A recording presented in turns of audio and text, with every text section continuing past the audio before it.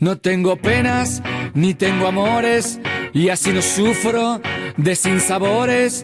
Con todo el mundo estoy a mano, como no juego, ni pierdo, ni gano. No tengo mucho, ni tengo poco.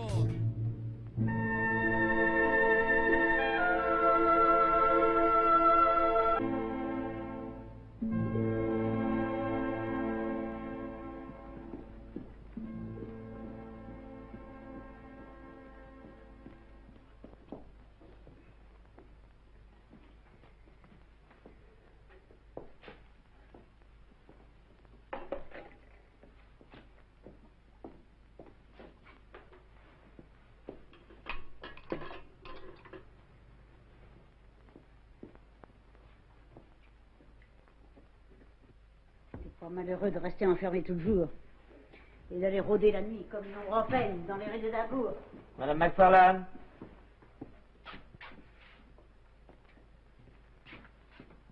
J'ai vécu pendant des années sans distinguer le jour de la nuit et je ne m'en portais pas plus mal. Ces messieurs de la Royale Institution finiront par vous rayer de leur honorable confrérie. Il se trouve parmi eux d'éminents savants dont les habitudes sont encore plus singulières. Mais mangez dans votre gruau tandis qu'il est chaud.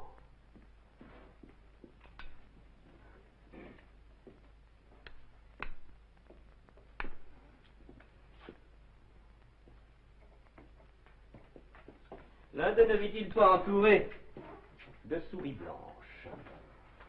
Le courrier.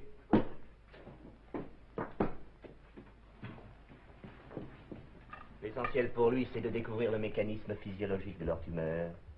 L'homme de science doit se préserver des répulsions et des goûts du commun. Et peu importe son mode de vie, pourvu que sa recherche favorise le progrès.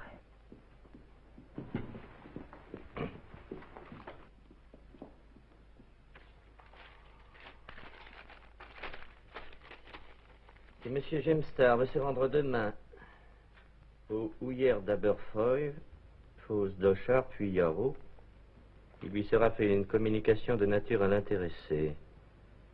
M. Gemstar sera attendu toute la journée à la gare de Callander par Harry Ford, fils de l'ancien contremaître Simon Ford. Il est prié de tenir cette invitation secrète.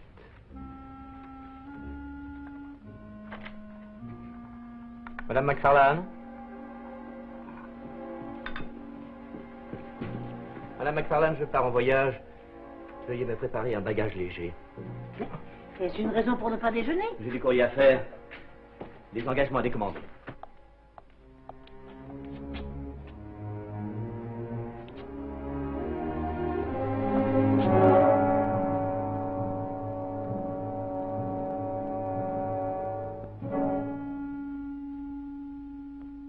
Raison de plus pour aller voir.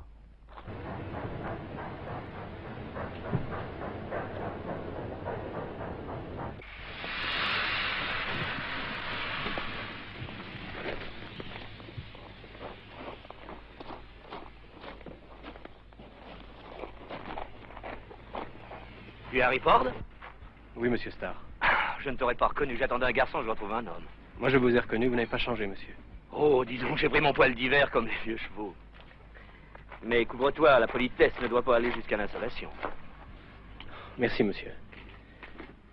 Donnez, monsieur Starr. Peut-être voulez-vous attendre que la chaleur soit tombée?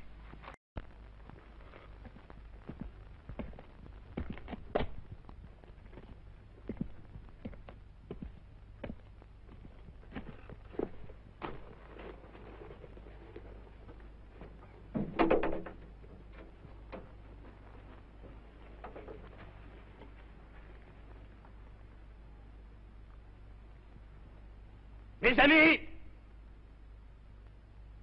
le moment de nous séparer est venu. Les houillères d'Aberfoyle sont maintenant épuisées. Nos recherches n'ont pu amener la découverte d'un nouveau filon. Et le dernier morceau de houille vient d'être extrait de la fosse d'Auchard.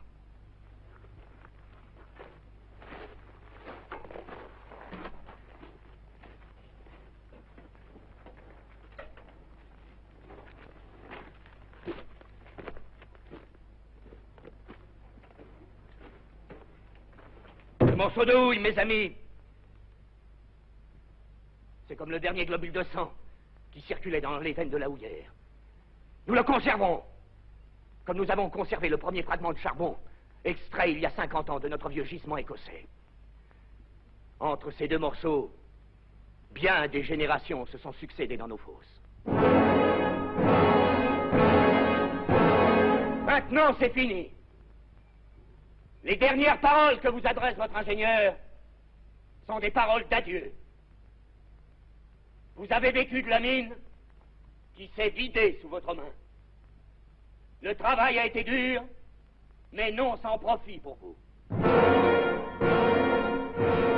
Notre grande famille va se disperser, mais il est peu probable que l'avenir en réunisse jamais les membres épars. Mais n'oubliez pas que nous avons vécu longtemps ensemble, et que chez les mineurs d'Aberfoyle, c'est un devoir de...